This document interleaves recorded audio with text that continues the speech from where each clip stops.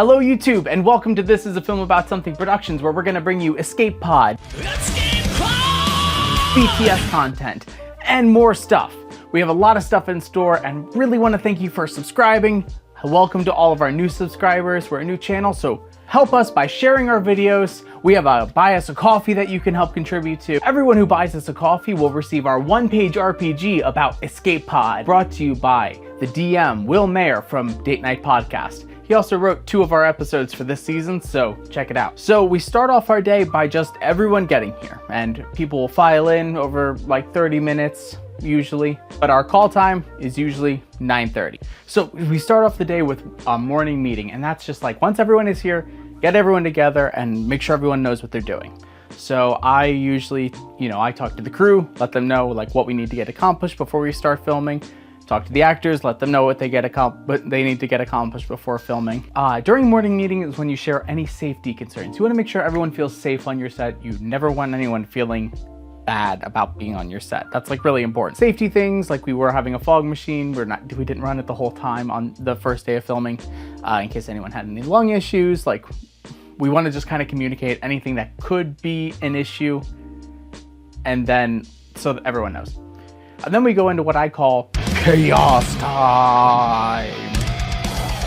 Explosion. During this time, we still had to do a couple of like costume fittings. This was our first day of production, so we're gonna do any like costume changes or costume fittings that we have to do, any costume adjustments, any final like pre-production things that we just needed to take care of having everyone all here. This is the time for everyone to kind of get on the same page. So usually as the director, I usually have one of my assistant directors or someone sit down with the actors, run lines.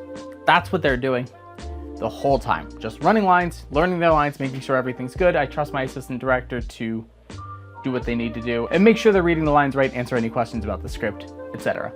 And if there's any like big questions that the assistant director doesn't know, they can come talk to me. Well, during that time, I'm usually working with the crew, getting the whole set up.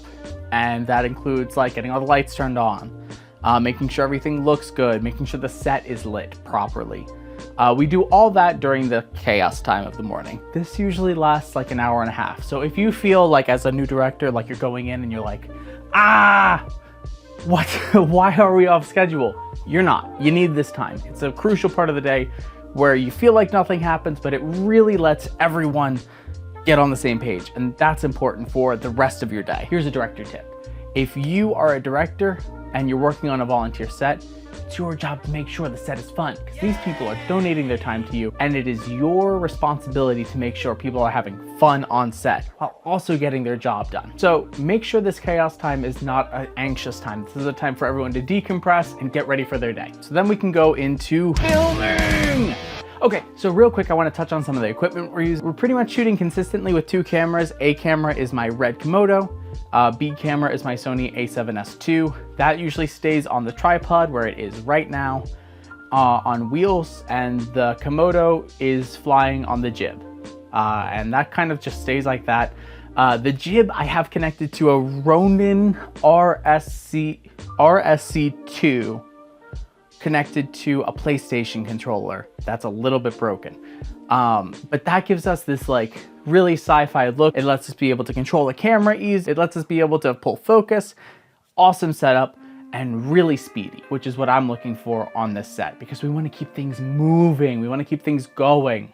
Once we're actually into the point of the day where we're filming, that's when it starts getting really exciting. So your cast should already know their lines, but I always make sure to have sides printed out, which is just these little guys. Let me find one. Which are just these little guys that have the whole script in them and the call sheet. So your actors can keep those with them on set all the time. That's okay. That's just for them to quickly refer to make sure that they've got all the lines that they need memorized. Going on a set like this, like everyone is nervous, everyone is volunteer, so we have to make sure we keep the energy up.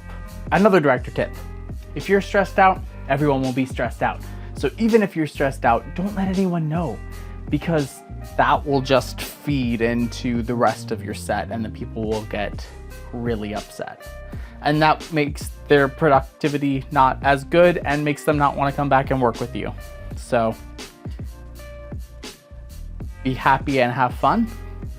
Throughout the day, we had, I don't think, any hiccups. It went eerily smooth. Everyone knew what they were supposed to be doing, and it was so much fun to like work together on the set. So thank you to everyone who helped out on set. You did like amazing, like so good. I love it. Escape pod, we figured out pretty much the easiest way to do the whole shoot was to shoot chronologically. So we really just like started at the beginning. I had my shot list and we just worked our way through the shot list. Sometimes you don't want to shoot things chronologically. Like later on in the season, we have a special episode where we needed like hair and makeup, and we ended up just like waiting till the very end of the day to shoot that, like after we had shot episode A. That way we didn't have to like pull off makeup, put back on makeup, etc. And then we took a lunch break. If you have any crew, buy them lunch. I don't care if they're volunteer, if you're paying them lots of money, buy them lunch. It'll make them feel so happy to be part of your set. It's a huge perk, a huge bonus. Don't skimp out on lunch. Then we went into episode 2, which comes out next week.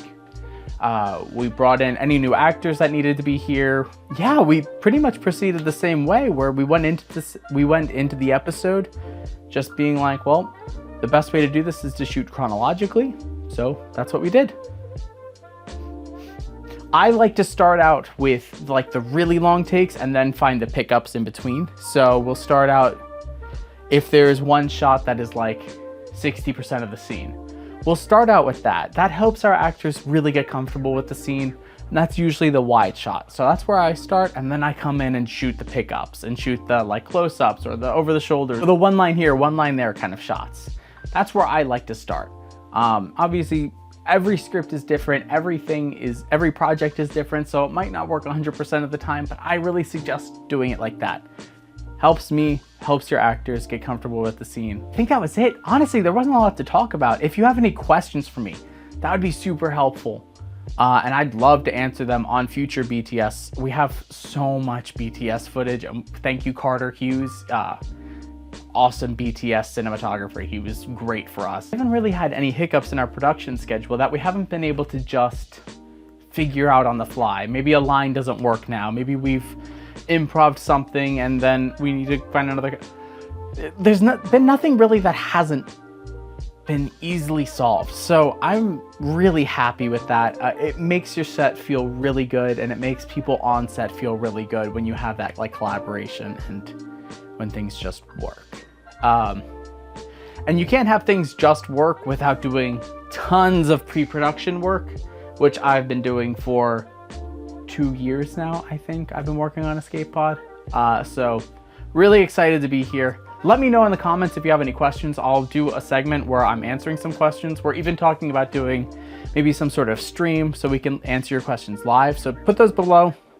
If you want to help out and buy us a coffee, that would be super helpful. We're going to have a one-page RPG of Escape Pod. It's a collaborative one-page RPG where everyone works to get to an escape pod, but there's only 2 spots on it. So you could play with 2 people or you could play with 6 people.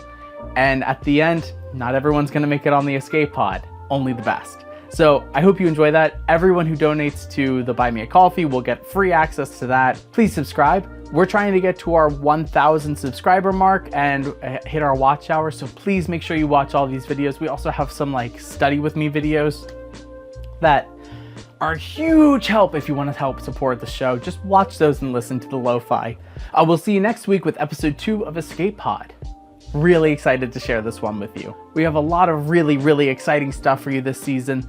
Guests that we haven't announced yet, guests that we have already announced. We have lots of really exciting stories that we want to tell on the Escape Pod. I'm really loving how this season is coming together. So stay tuned, subscribe, ring the bell, you know the drill, and we'll bring you some BTS stuff on the off weeks that'll just kind of fill in the gap. So every Sunday at noon, we're going to be posting. That's a wrap on episode 1. Woo!